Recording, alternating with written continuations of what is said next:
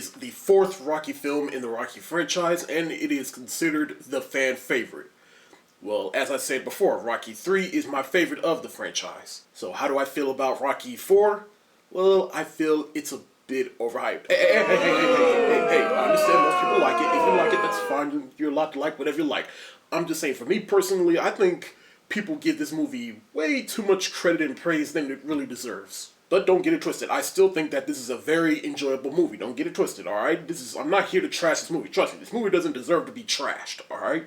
I'm not saying this movie is a piece of shit. I'm just saying this movie is really enjoyable, but it has some flaws that I think people tend to overlook. Also, I want to apologize in advance if I sound a little differently or I'm not as enthusiastic as I am in my other videos, because right now I am just getting over a summer cold, and apparently while I was at home trying to nurse myself back to health, I had some time to watch Rocky 4 so I can prep for this video, so here we go. So apparently after the success of the first 3 Rocky movies, I guess Sylvester Stallone was just like, you know what?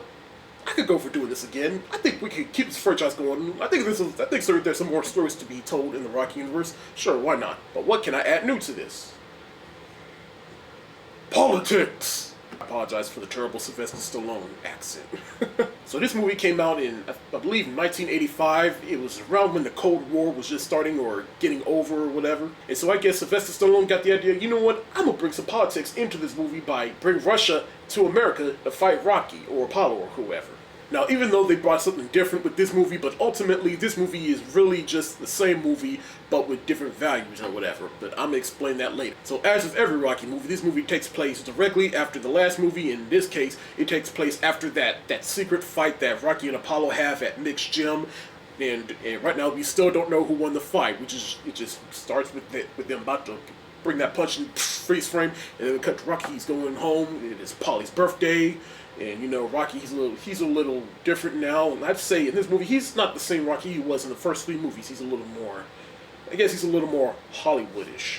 You know, he's at home, he's successful, he makes an anniversary cake for Adrian, he thanks her for putting up with him and stuff. Him and Rocky and Apollo, they're great friends now. They're hanging out, watching old tapes of them fighting each other or whatever, just reminiscing on the glory days. Apollo's birthday, they give him a robot. No, I'm sorry, I hate this thing. Like, I'm sorry, this little robot, whatever it is, I don't care what its name is, but this robot, it had no business being in a Rocky movie. It just felt out of place, and that's another thing. I feel like this movie is definitely the most 80s-like of the Rocky movies. It has Rocky music, the tone, and the camera work alone, it definitely feels like an 80s movie. And which comes to show that with Rocky 4, Sylvester Stallone wanted Rocky 4 to be more like a simple-minded kind of action film. And it's definitely the more cartoonish of the Rocky movies. Which definitely proves that this movie was made just to be a blockbuster and nothing to be on the lines of the first and the second movie, or even, I guess, some of the third movie. So, like I said, they tried to bring politics in this movie. Well, here's the plot of the movie. And the villain of the movie is Ivan Drago, who was played by Dolph Lundgren. Ivan Drago is a Soviet boxer. He goes to the United States with his wife, played by Bridget Nielsen, and a team of trainers from the USSR in Cuba. His manager takes every opportunity to promote Drago's athleticism as a hallmark of the Soviets' superiority. And motivated by patriotism, Apollo was to challenge Drago to an exhibition match. Now, Apollo, he goes to Rocky to pretty much ask him to train him and to be by his side as he's going through all this. And Adrian, she does not know about this. And, you know, at this point, both Apollo and Rocky, they're both retired. And Adrian, she cares for both of them, and she doesn't want the both of them to get hurt. Because, as Rocky said, the both of them, the fighters that they used to be, they're not the same fighters that they were back in the first 2 movies. But then Apollo says, well, that's easy for you to say because you went out on top. And, you know, Apollo, he didn't go out on top either because he was beat by Rocky. And Apollo, he just wants to take this one more opportunity to go against the biggest, fighter in the world. And as Apollo said, they're all fighters, and that's all they know how to do. Now, I do like that scene because Apollo, he does give this little monologue about, trying to prove yourself and going out on top. I really did like that scene. And even beforehand, it was just cool seeing them, in the living room, watching the tape of them fighting, just chilling, having a good time, laughing, reminiscing on the glory days. But I do have to agree on Apollo with that because, Rocky, he's kind of gotten used to the lifestyle and, he's not even though he went out on top and definitely proved himself again in the last movie, Rocky, he did kind of lost his touch and kind of lost touch of reality. and Rocky ends up being by Apollo's side as he wants to fight Ivan Drago. Now look, as I said before, Clubber Lang, he's my favorite Rocky villain. But that doesn't mean I do not like Ivan Drago. I do like Ivan Drago. You know, I like where they went with him. You know, he's more quiet and reserved, and you know, Ivan Drago, he was built to be an athlete, and he's just this big giant monster that kind of lost a bit of his humanity. And I like that he only speaks a couple of words. I'll get to those words later, though. And hats off to Dolph Lundgren, because he did play this role. In fact, I think this was probably one of his first roles that he ever played. And quick side note, his wife was played by Bridget Nielsen. I'll be totally honest, the only thing I knew about Bridget Nielsen was that she dated Flavor Flav. And they had a show called Strange Love. But then they broke up, and because of that, now we have Flavor of Love. So I guess, hey, hats off to Bridget Nielsen for that. Because if it wasn't for her, we wouldn't have Flavor of Love. But I also did some research, and at the time when Rocky IV was being made, she was dating Sylvester Stallone. So it probably makes more sense of why she was in this movie. So now we got the fight between Ivan Drago and Apollo Creed. They're fighting at the MGM arena. Ivan, he goes up, he's on American grounds. But Apollo, he's a little too into himself. He's really feeling himself, and that he has James Brown performing Living in America. And everyone, including Rocky, can tell that, yeah, Apollo, he's not really taking this match seriously. While James Brown is singing, Apollo is over there dancing. He's in the shorts that he loaned Rocky in the third movie. He's wearing those American shorts. Apollo thinks he's going to get done with this fight in no time like that. Now, before that even happens, I kind of like the music that happens with Ivan Drago as we build up to that fight. Because it's definitely very 80s type music. The music is all like dun dun dun dun dun dun dun dun dun dun dun dun dun dun dun dun. And I've learned that the person who did the music for this movie is the guy that did the music for the Transformers animated movie. And even before the fight starts, you know, the referee, he's saying his piece and whatever, and then Apollo's just like, "Come on, man, come on!" And then Drago's like, pfft. And it's like, this guy, he's the real deal Holyfield. He's really not playing. This guy could really beat someone, let alone kill someone. And sure he does. And so the fight starts, and Apollo, he kind of has an upper hand for a while, but then Ivan Drago, he's just... And I totally forgot to mention this in the third movie, but I say the sound effects of the punching, I really like it. One of the things that Sylvester Stallone wanted to prove for the movies going forward was the sound, and hats off to him for that, because the sound of the punching, it's really sounds great. I'm telling you, you have the bass jacked up when you watch the fight scenes.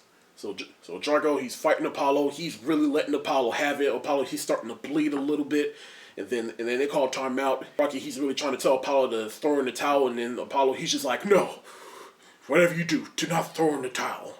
But to me, that's one of the things I love about Apollo. He's like, I'm not gonna go out without a fight, because he's truly gonna die doing what he loved. So Apollo, he goes back in, and Ivan, he just continues to just wailing on him. And everyone keeps telling Rocky, yeah, Tony Duke in the back. Apollo's wife is in the crowd. She's really scared for him. And then Drago, he delivers that final blow.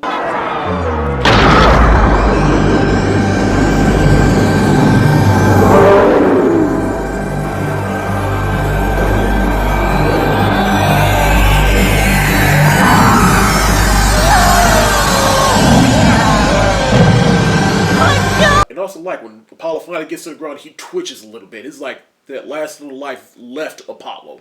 But I remember the first time I saw that movie, I was like, "Hold up, Apollo's really dead? Like, he beat this guy to death. Like, no one's really gonna Drago just killed the guy. What the heck?"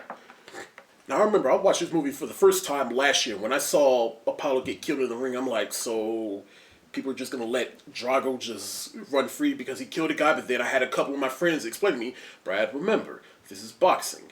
And in the boxing ring, they're not responsible for anything that happens to you, including death or whatever." I was like, well, I guess that makes sense or whatever. So, and there are some stories of boxers that have died in the ring. So, but back to Rocky, though. Rocky, he's in the boxing ring holding Apollo.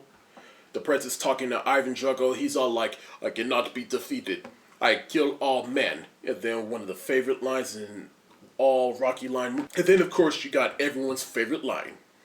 "If he dies, he dies." And then Drago, he stares at Rocky, and Rocky stares back at him. It's just the two of them, and then you can see that eye of the tiger coming back to Rocky. And then we see Apollo's funeral. Rocky, he says a couple of words. Everyone is a bit emotional at the funeral. And Rocky even puts his championship belt on top of Apollo's casket, which I felt was, that was a good little callback. After this, Rocky agrees to fight Drago in Russia, though, because Drago's wife, she is afraid for his life. So she feels more comfortable of him fighting in their home country. And this is a big media scuffle because, at this point, it's pretty much America versus Russia. And America is pretty much calling them out because they're killers or whatever. And then we get to a section of the movie that I felt was a bit shoehorned. Is Adrian, she does not want Rocky fighting in this fight because, obviously, she doesn't want Rocky to suffer the same fate that Apollo did. But Rocky insists on going because it's more than just him. He's fighting for the country and he's fighting for Apollo. But after fighting Apollo and Clubber Lang and a bunch of other people, you would think Adrian would be cool with Rocky fighting. But at the same time, I can understand. Ivan Drago, he literally beat a guy to death. I mean, Apollo's one thing, Clubber Lang's another, but Ivan Drago, yeah, I wouldn't go up against him either. And not because I'm not that good of a fighter, because even if I was a good fighter, go ahead. Hey, I'm not saying shit. I ain't fighting him. I'm not an idiot. And then another section of the movie is when the movie gets a little cartoonish, blockbustery, and cliche. Is when Rocky, he goes in his car and it's just montaging of Rocky's life before this movie, and it just felt like it was a giant MTV music video which just shoehorned in the middle of the movie. And of course, but I do like the song, which was No Easy Way Out. Because like I said, this movie is the most 80s, and so they have 80s music playing in this movie. After that, Rocky, he goes to Russia, where he goes to train out in the middle of bumfuck nowhere. And I did like the music that was playing as he went to Russia, which was Burning Heart by Survivor. Survivor, they returned for the soundtrack, because they performed Eye of the Tiger for the third movie. But that's another thing. The music, not the score, but the music, I did like the music in this movie, and it made for some pretty good workout music, though. So Rocky there, he goes to train, while Drago, he's using machines or whatever to train Rocky. He's just doing it old style. He's chopping up wood, he's running in the sand, he's in a barnyard lifting stuff. And I even like this little moment between Rocky and Tony. Tony, because Tony, he was Apollo's trainer. He's all like, Apollo, he was like a son to me. And now you're going to have to carry his spirit with him. I feel like, that was a good little heartfelt moment. And I do like Tony. He's a good character and a great trainer to step up for Rock. Now, despite all that, it was still a training montage scene. And there's actually two of them this time. The first one, it was like, it had no lyrics in it at all. And then before the second montage, it was just Adrian, she comes back and she decides, I want to be with you. And they missed each other or whatever. And then that's it. That's the end of that. This is the part where I explain, like, this movie is literally the same as the last couple of movies. There's a fight that he or someone else loses, someone dies. And then he challenges his opponent to a rematch. And then training, he's not really feeling it. And then the epiphany moment, and then he finds the energy and starts training good. And then boom, final fight. This movie is really just like the last couple of movies in some ways. And that's one of the things I pretty much did not like about this movie, because this really was like the other movies, and I was kind of getting fatigued because it was just like the same formula. Now granted, it's a formula that works, but at the same time, it's like, alright, can I see something different, please? So we get to the second montage, which was Hearts on Fire, which was really strange because there is no Gonna Fly Now present at all in this movie, and it was like, it kind of felt weird though. And even at the beginning of the movie didn't open with Gonna Fly Now, it just opened up with Eye of the Tiger, so that when I watched this movie for the first time, I was like, this is different. It don't feel right. But in any case, that second training montage is pretty awesome to watch. And like I said, the music adds to it, so. And I like the way it ends. Like Rocky, he's just running up that mountain, and he's all like, Drago! Drago! And so now we finally get to the final fight. And I like how it was kind of a shift, because with the first fight with Apollo, you had James Brown performing Living in America, because, the Russians, they were on American grounds. Now Rocky, he's on Russian grounds, and they have that Russian opera music playing. We also get that other favorite line that everyone quotes from time to time, I must break you. So the fight goes, and the fight is pretty much evened out. They're going, Rocky, he starts to lose a little bit, but then he comes back and he's just wailing on Drago for a little bit, and then Drago, he's speaking Russian, and he's saying that is not a man, he is made of iron. Rocky, he's just standing there just taking punches left and right and punching them back left and right. And Rocky, he goes a solid 15 rounds with Drago. It's like Rocky, he was trained to just take punches. And so we finally get to that last last round. And so we finally get to that last round, round 15. You can see Drago, he's starting to defy his people a little bit because they were saying, if you lose this, you're nothing. But then Drago, he picks him up and throws him back. But even when he starts fighting, he's starting to get tired a little bit. And you can see he's starting to cry a little bit. He's getting tired. He's getting frustrated. Great acting by Dolph Lundgren in that particular moment, in my opinion. But long story short, Rocky, he wins the fight by a knockout. And everyone is celebrating, but one of the things I also like about the final fight is, at the beginning of the fight, everyone was against Rocky. Everyone was booing at Rocky when he came out, but then as the fight go on, they began to appreciate Rocky and how good of a fighter he was, that they were on his side. So that when Rocky, he delivered that final speech at the end, when he was all like, if I can change, you can change. And then everyone just stands up slowly and just started clapping for him. And in that moment, I guess most people considered that he ended the Cold War between Russia and America or whatever. And so that's the end of the movie right there. In the end, Rocky IV was pretty much more the same from the other movies. The political aspect, they try to add a political aspect to it, but ultimately it was just kind of like the same story and formula, but differently.